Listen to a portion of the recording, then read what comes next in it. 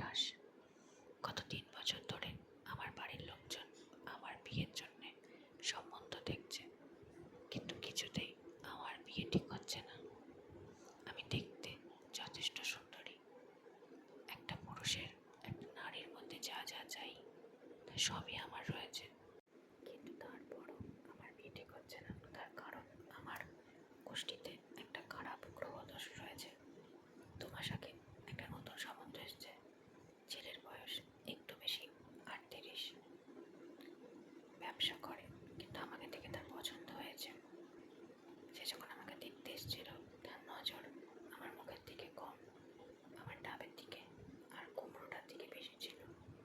আমি বুঝতে পেরেছিলাম একটা 38 বছরের অবিবাহিত ছেলে তার স্ত্রীর মধ্যে ঠিক কী কী দেখতে চায়। যাই হোক, বিয়েটা মোটামুটি ঠিক হয়ে গেছে, কিন্তু ছেলের বাড়ি যখন জানতে পারে যে আমার গোষ্ঠীতে একটা দোষ রয়েছে, তাদের একটাই শর্ত থাকে, এই গ্রহদোষ কাটিয়ে তারপরে আমি বিয়েতে বসতে পারব। যে করেই হোক আমাকে এই গ্রহদোষ কাটাতে হবে। গ্রহদোষ কাটানোর জন্য এদিক ওদিক অনেক সাধুর খোঁজ করা হয়।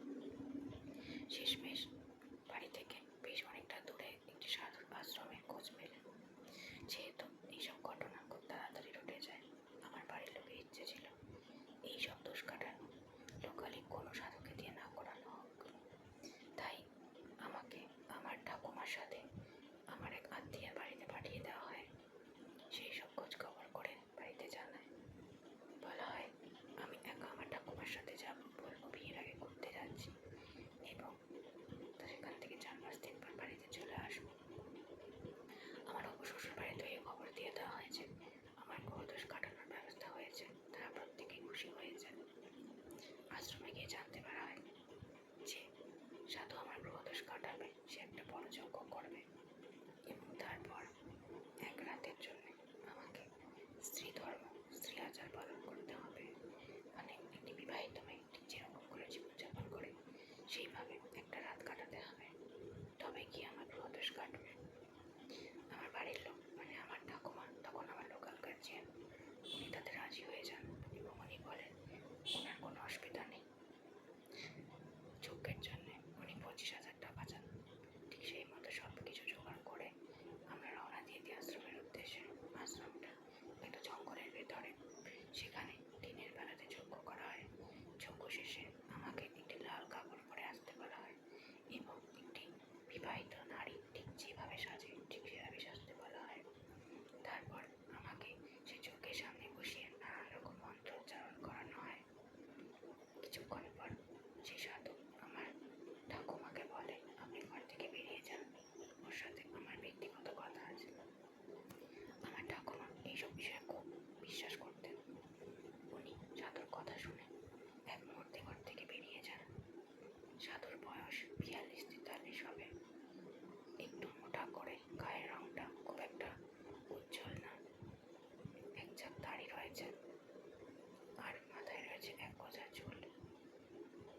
পরনে রয়েছে একটা ধুতি আর উপরে একটা গামছা, যে গামছার ধুতিটা আমরাই দিয়েছি নতুন। সে আমাকে বলে এই যজ্ঞ আর এই সব কিছু যাতে আমার আগামী বিবাহিত জীবন ভালো কাটে সে কারণে করা হচ্ছে, আর এখন থেকে একটা কড়া নিয়ম আমাকে পালন করতে হবে। আমি জিজ্ঞেস করি কি?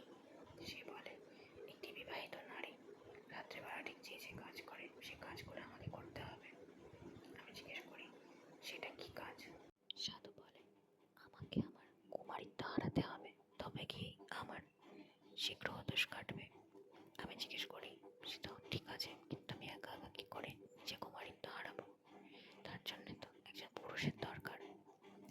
তিনি অনেক ভাবনা চিন্তা বিবেচনা করে বলে একটা উপায় আছে, তুমি যদি আমায় স্বামী মনে করে আমার সঙ্গে সঙ্গম করো তাহলে তোমার গ্রহদোষ কেটে যাবে।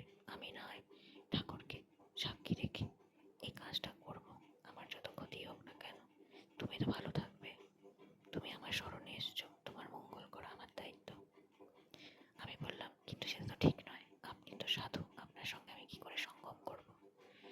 আমার গার্জিয়ান জানতে পারলে তারা কি রাজি হবে? সে বলল দাঁড়াও, এত দূর পর্যন্ত যখন আমরা এগিয়ে গিয়েছি তাহলে বাকি কাজটা আমরা বাদ রাখবো না। যাগযজ্ঞ সবকিছু নিয়ম করেই হয়েছে, কিন্তু এই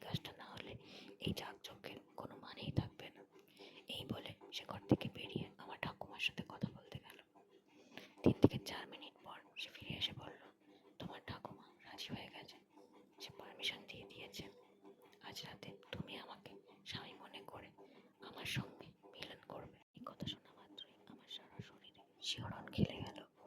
কিছুক্ষণ পর আমার ঠাকুমা আমার সঙ্গে দেখা করতে এলো। আমার মাথায় হাত বুলিয়ে বলল, সাধু বাবা ঠিক যা যা বলবে, যেমন যেমন বলবে ঠিক তেমনটাই করবি।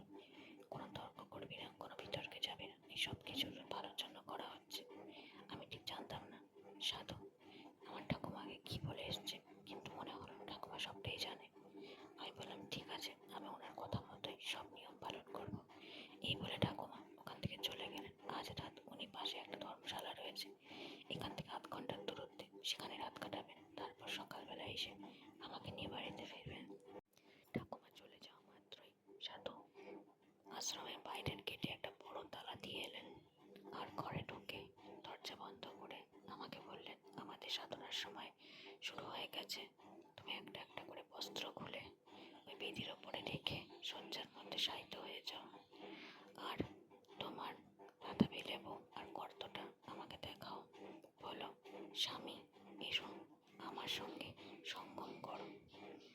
আমিও ওনার কথা মতো আমার বস্ত্র খুলে একটা একটা করে বেদির ওপর রেখে বিছানার উপরে শুয়ে পড়লাম। ভীষণ লজ্জা করছিল, তবুও বললাম, স্বামী এসো আমার সাথে সঙ্গম করো। আমার মুখ থেকে এই কথা শুনে সাধু বলে উঠল, হ্যাঁ, আমি তো সেটা করতেই চাই। আজ রাতে তোমায় তৃপ্তিতে ভরিয়ে দেব। এই বলে সে তার ধুতিটা খুলে আমার ওপরে ঝাঁপিয়ে পড়ে আর বাতাবি লেবু দুটোকে কামড়াতে শুরু করে।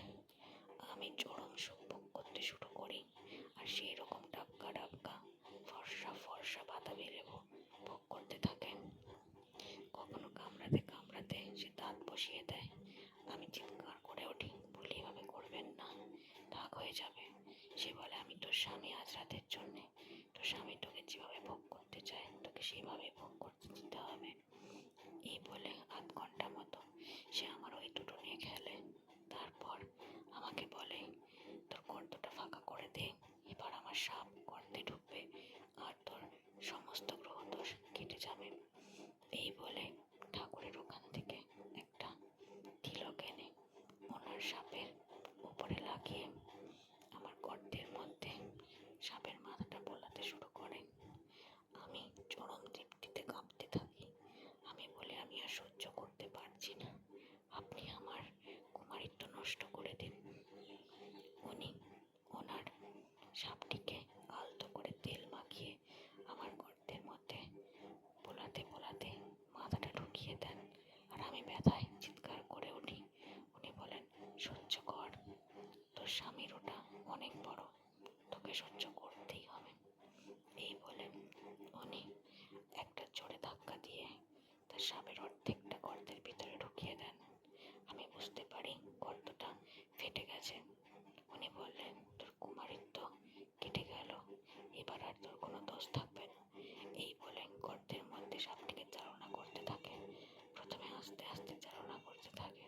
5 মিনিট আস্তে আস্তে চালনা করার পর ওনার খেলার গতি বেড়ে যায়। আমার বাতাবি লেবু দুটোকে আঁচড়ে ধরে চরম জোরে জোরে উনি চালনা করতে থাকে। কখনো সামনে দাঁড়িয়ে, কখনো পিছনে দাঁড়িয়ে, কখনো খাটের কোণাতে আমায় শুইয়ে, কখনো দেয়ালের মধ্যে সাটিয়ে 2-3 ঘন্টা ধরে আমাদের সঙ্গম চলে। সঙ্গম শেষে উনি আমায় বলে, দেখ, তোর স্বামী সুখ কাকে বলে আজ থেকে তুই বুঝতে পারলি। 1 মাস পর তোর বিয়ে হবে, তখন তোর স্বামী তোকে আবার সুখ দিবে। যদি তুই চাস মাঝে মাঝে আমার সঙ্গে তৃপ্তি পেতে, তাহলে তোর ঠাকুমাকে আমি বলে দেব যে তোর গ্রহদোষ তখনই কাটবে যখন মাঝে মাঝে তুই এখানে যজ্ঞ করতে আসবি। আমি আর কোনো কথা বলতে পারলাম না, কারণ আমি তখন খুব ক্লান্ত। সকালবেলা যখন আমার ঘুম ভাঙলো, তখন দেখলাম সাধু আবার তার কালো মোটা সাপটাকে নিয়ে দাঁড়িয়ে রয়েছে।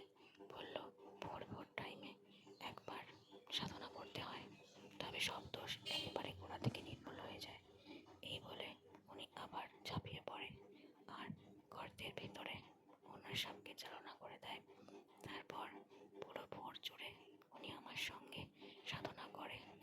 আমি ওনার সাধনায় তৃপ্ত হয়ে যাই এবং সকালবেলা উনি আমাকে একটি নতুন বস্ত্র দেন, বলে স্নান সেরে এই বস্ত্রটি পরিধান করতে। স্নান সেরে সে বস্ত্র পরিধান করে তার সামনে আসি এবং সে বলে এবার শেষবারের মতো সাধনা হবে। তিনি বেদির ওপর বসে থাকে এবং আমি তার উপর বসে দুজনে মিলে বসে বসে সাধনা করি। কিছুক্ষণ পর আমার ঠাকুমা চলে আসে। সারা রাত সাধনা, তারপর ভোরবেলা সাধনা, আর এখন স্নান সেরে সাধনা করাতে আমি চরম ক্লান্ত। আমার ঠাকুমা বলে আমার নাতনির দোষ কেটে গেছে তো সাধু বাবা। সাধু বাবা বলে হ্যাঁ, ঠাকুরের কৃপায় অনেক পরিশ্রম করে তোর নাতনির দোষ আমি কেটে দিয়েছি। নিয়ে যা, ওকে ভালো করে বিয়ে দে, সংসার সুখের হবে। মাঝে মাঝে যদি কোনো অশান্তি হয় আমার কাছে নিয়ে আসবি, আমি যজ্ঞ করে ওর দোষ আবার কাটিয়ে দেব। এই বলে আমি ঠাকুমার সঙ্গে বাড়ির দিকে রওনা দিই। বন্ধুরা, গল্পটি কেমন লাগলো? যদি আমার গল্পটি আপনাদের ভালো লেগে থাকে, যদি আপনাদের তৃপ্তি দিতে পারে, তাহলে প্লিজ এরকম গল্পের জন্য চ্যানেলকে সাবস্ক্রাইব করবেন আর অবশ্যই তৃপ্তি পেতে সম্পূর্ণ গল্পটি শুনবেন। দেখা হবে আবার নানা